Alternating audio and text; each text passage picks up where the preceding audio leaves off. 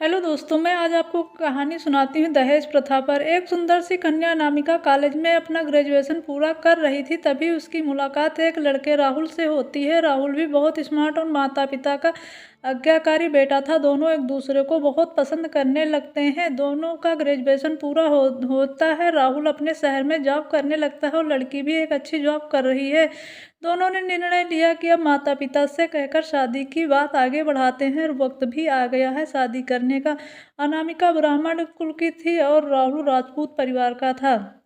राहुल राहुल के समाज में दहेज बहुत ज़रूरी है कि नकद में जितना ज़्यादा दहेज मिल जाए उतनी ज़्यादा वैल्यू होती है और गिफ्ट गहने सब कुछ मिलना चाहिए। राहुल ने अनामिका को यह स्थिति बताई कि मेरे घर वालों को दहेज चाहिए, तुम सभी मांगे पूरी करवाती हो तो मेरे घर वाले तुम्हें अपने पलकों पर बिठाकर रखेंगे।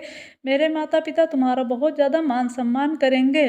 पर अनामिका की जिद थी कि अगर मुझे दहेज दोगे मेरी शादी अच्छे घर में होगी। अपने घर वालों से अनामिका हमेशा यही कहती थी कि मुझे जितना ज़्यादा दहेज दोगे मेरी उतनी ज़्यादा मेरे ससुराल में उतनी ही ज़्यादा मेरी इज्जत होगी। तो अनामिका के माता पिता ने कहा चलो ठीक है, जब मेरी बेटी कह रही तो उसी के हिसाब से उसकी शादी कर देते हैं।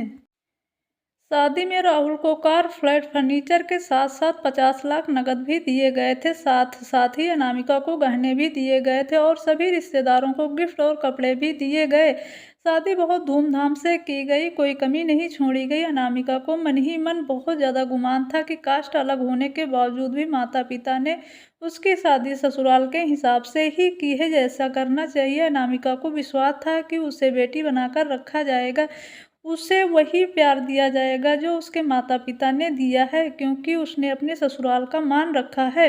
बहुत सारा दहेज दिलवाया है अपने घर वालों से। अनामिका ने अपने घर से ससुराल विदा ली। ब्राह्मण कन्या राजपूत घर की बहू बनी। ससुराल में बहुत ज़्यादा पर्दा प्रथा थी। बहू को मनचाहा खाना तक की स्वतंत्रता नहीं थी, कितनी भी भूखी क्यों ना हो।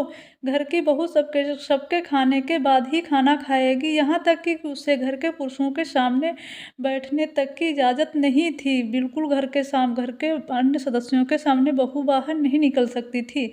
अनामिका ने इस बात का एतराज़ दिखाया पर उसकी किसी ने नहीं सुनी। राहुल ने भी यह बोलकर मुंह फेर लिया कि यह तो परंपरा है मेरे घर की। अनामिका को जो गुमान था वो धरा का धरा रह गया। उसे अपने माता पिता की बात याद आई। उन्होंने समझाया था कि तो वह उनसे बहुत लड़ी थी कि ससुराल में क्या होता है।